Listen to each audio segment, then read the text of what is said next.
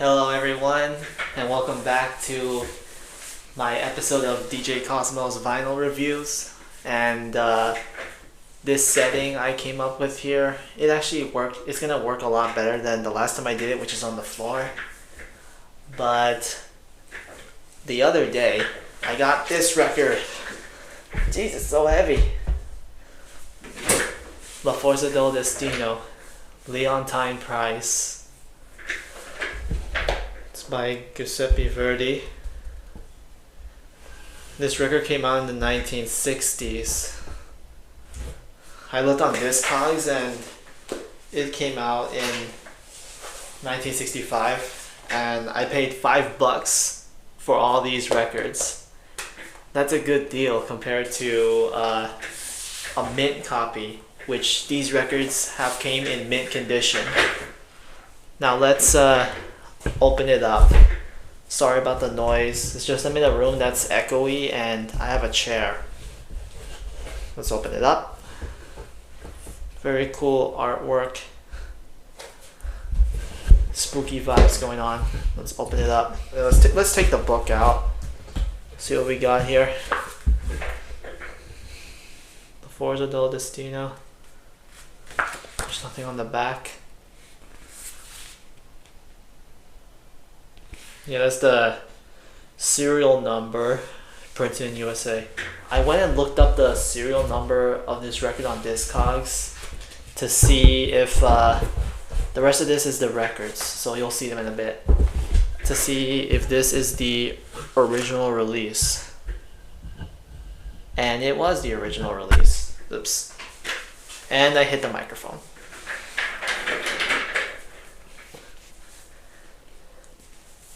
Now let's take a look inside the book. FORZA del Destino. I think someone signed it. I think someone signed this back in the day. You got the cast. It looks pretty cool. It's almost frightening how this book survived, and it is in mint condition when I got it. And these records, they actually sound pretty good. It says, I noticed that it says stereo dynagroove recording, which we'll get to that in a minute. These are all the singers that made this project possible.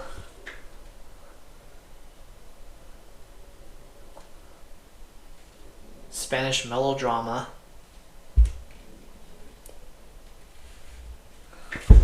It's all in Italian.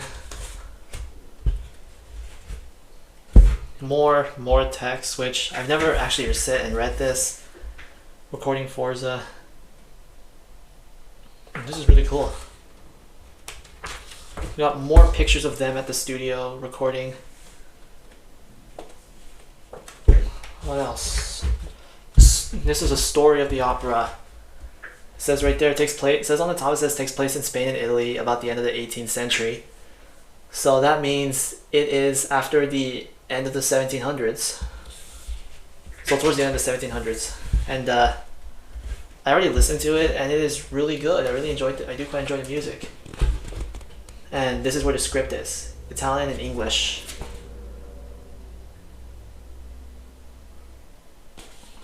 Yeah, it seems pretty weird. What else can I show you? What else can I show you? Yeah, there's a part that's pretty repetitive that... Sorry if I touched the mic. It has some parts of it that are repetitive, which I think the ones I indicate that repeat are these little lines you see here. And there's a part where it says, "Long live the war," or something like that. If I can find it. Let's see, where can I find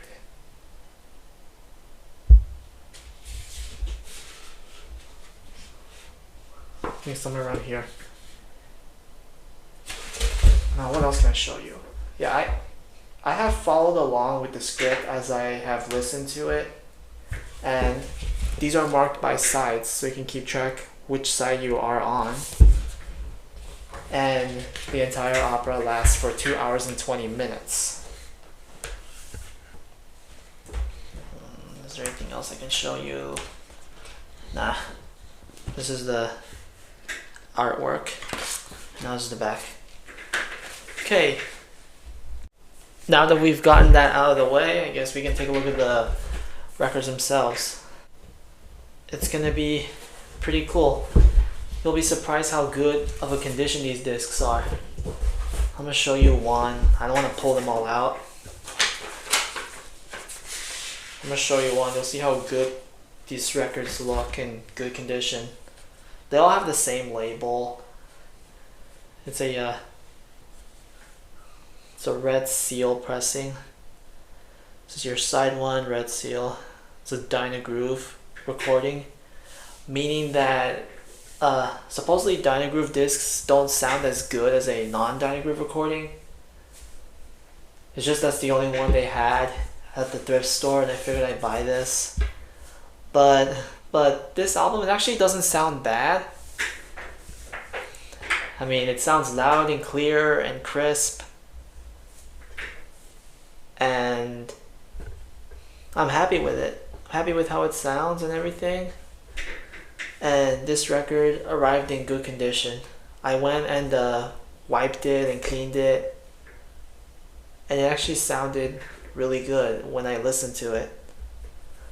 Now, one thing I noticed as I was setting up the records is that side 1 is on side A, but side B, which would normally be side 2, is labeled up as side 8.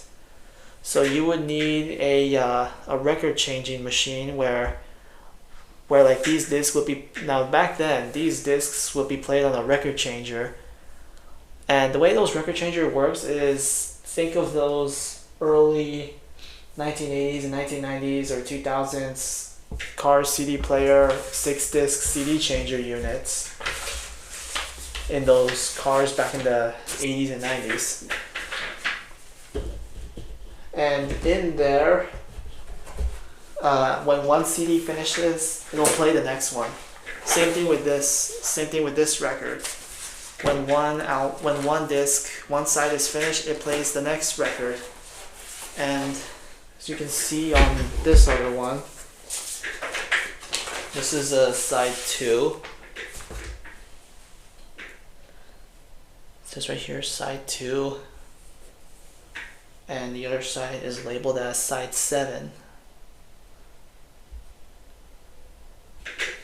Yeah, you can see how, look at those grooves. Look how good shape these records in. It's in great shape. Anyways, back to the record changing thing. They're labeled, so they're all labeled as 1, 2, 3, 4, 5, 6, 7, 8. And they have to be placed in order by side. So that way, when we listen to them, the record changer will play the A sides, which are the correct order of how these records are supposed to be played. And then once that's done, we will flip them over and play the B sides, and then it'll be over.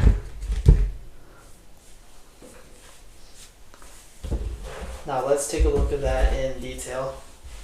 And I'll actually be putting pictures on the screen showing what these different record changers look like, CD changers, vinyl record player changers, and whatnot look like on the screen. And with that out of the way, let's talk about the sound quality. So supposedly the dynagroove recording actually makes the recording sound worse than a properly recorded. See, I had to replace the sleeve on one of them because it was ripped. They all came in polyline sleeves like this one. I'll be putting pictures of the spectral analysis. Great sounding record. The dynagroove actually is supposed to boost the low end, the low volumes, and supposed to apply pre-distortion so that distortion is not there when you play these dynagroove discs on bad equipment at the time or on older equipment. And it's actually a lot louder with the extra compression they apply to these records. I believe the other thing about dynagroove is that it's actually meant to sound good on older equipment or on bad equipment with like a conical stylus, which is actually worse than a pointy tip stylus.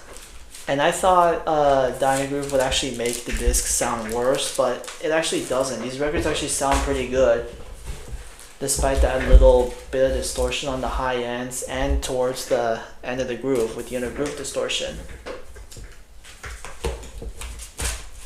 I would say I think this record is really good for anyone who's getting into opera albums or opera music in general. I recommend checking it out if you're into opera. And if I had to give this a rating, I give it a 10 out of 10 for the music, and for the sound quality I give it a 9.5, because this record actually sounds really good. It's one of the best old records that I've ever heard in my life.